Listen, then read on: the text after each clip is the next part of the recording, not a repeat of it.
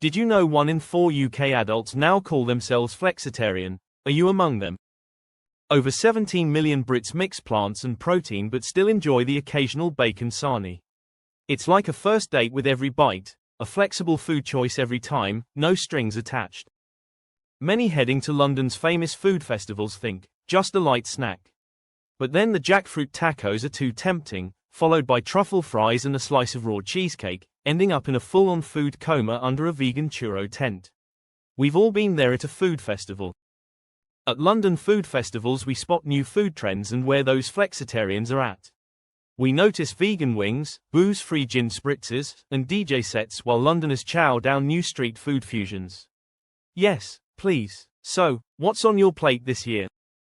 And there's good news for flexitarians in London. Since 2020, London's vegan scene has exploded by 30%, serving up mouth-watering plant-based delights and food fusions. More variety equals more flexibility.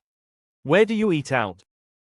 If you identify as a flexitarian looking for more options in London's amazing food and hospitality scene, check out London Business News for the best London guides, insider tips, trends and updates.